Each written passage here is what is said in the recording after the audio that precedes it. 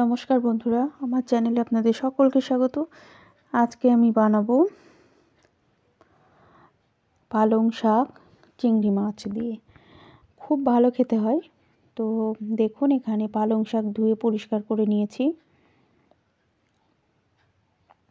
500 গ্রাম পালং শাক নিয়েছি এখানে।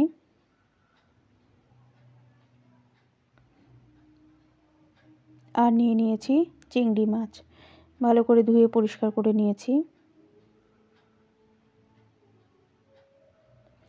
আর এখানে নিয়ে নিয়েছি পেঁয়াজ কুচি, লঙ্কা, কাঁচা লঙ্কা, টমেটো কুচি একটা। আর নিয়ে নিয়েছি আলু, ডুমো ডুমো করে কেটে নিয়েছি। একটু বেগুন ডুমো ডুমো করে কেটে নিয়েছি ছোট ছোট করে।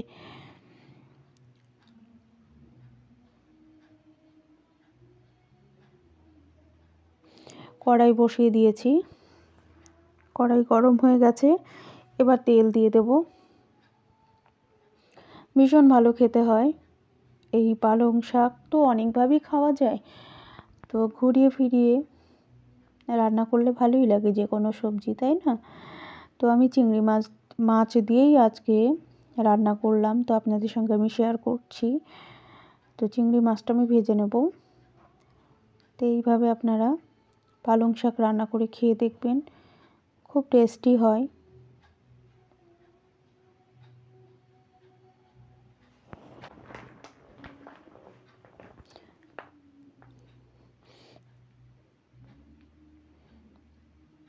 চিংড়ি মাছটা ভাজা ভাজা করে নেব, খুব ভালো করে ভেজে নেব। খুব ভালো মতো ভাজা হয়ে গেছে, এবার তুলে নিচ্ছি। চিংড়ি মাছ এমনই একটা মাছ, যে কোনো সবজি মানে যে কোনো তরকারিতে দিলেই সুন্দর একটা টেস্ট হয়। তবে চিংড়ি মাছ যাদের অ্যালার্জি আছে তারা খাবে না, খেতে পারে না। আমারও অ্যালার্জি রয়েছে, কিন্তু আমি খাই, ওষুধ খেতে হয়। তো এখানে আবারও পরিমাণ মতো তেল দিয়ে দিচ্ছি।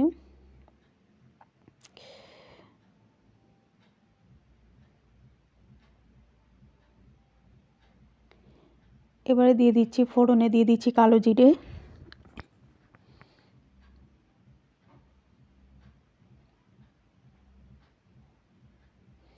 আর দিয়ে দেব কাঁচা লঙ্কা, পেঁয়াজ কুচি।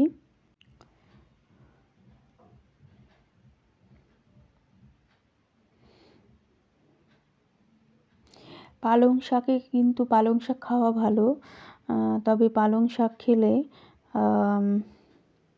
মানে চুল ওঠা, মানে যাদের চুল ওঠার প্রবলেম রয়েছে, কিন্তু চুলের জন্য খুব ভালো আর কি পালং শাক খাওয়া।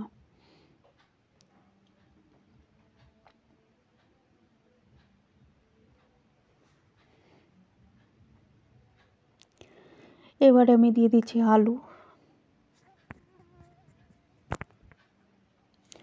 আলু বেগুন একসঙ্গে দিয়ে দেব। দেওয়ার পর খুব ভালোভাবে একটু নাড়িয়ে নেব।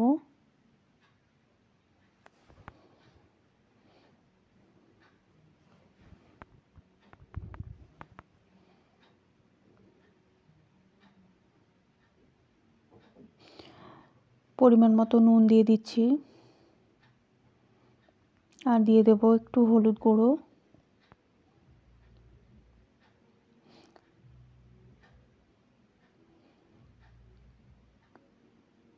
আর দিয়ে দিচ্ছি একটু কড়াইশুঁটি আর টমেটো। দেওয়ার পর খুব ভালোভাবে আবারও নাড়িয়ে নিচ্ছি সবজিটা খুব ভালোভাবে।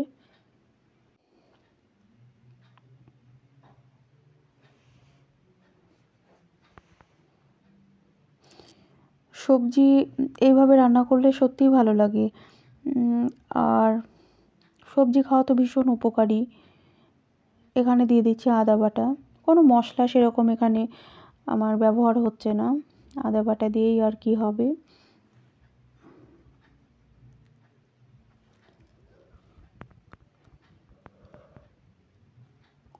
এবারে চিংড়ি মাছটা আমি দিয়ে দিলাম।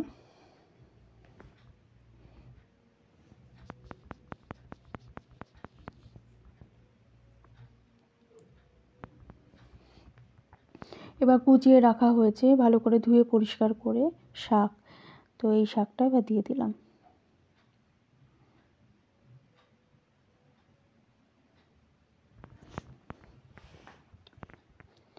শাকটা দেওয়ার পর একটু ঢাকা দিয়ে দেবো। ঢাকা দিলে না অটোমেটিক নরম হয়ে যাবে।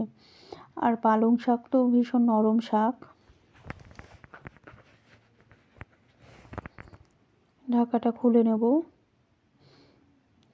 অনেকটা নরম হয়ে গেছে। এবার খুব ভালোভাবে নাড়িয়ে নিতে হবে।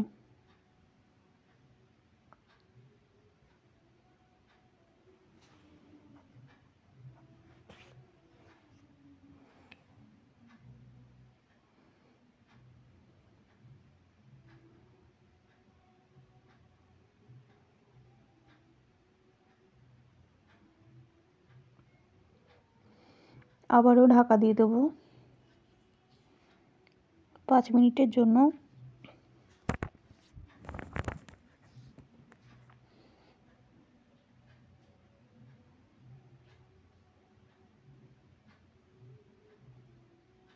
দেখুন কতটা জল বেরিয়েছে। শাকে ঢাকা দিলে প্রচুর জল বেরোয়।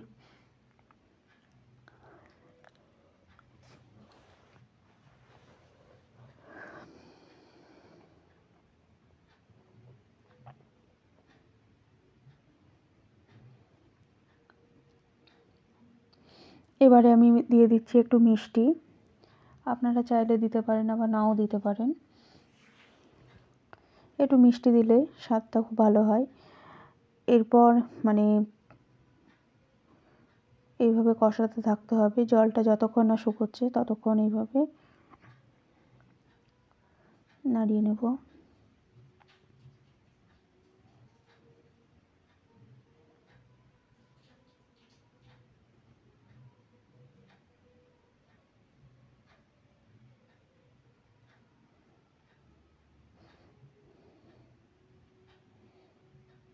একদম রান্না কমপ্লিট হয়ে এসেছে, হওয়ার মধ্যেই আর কি।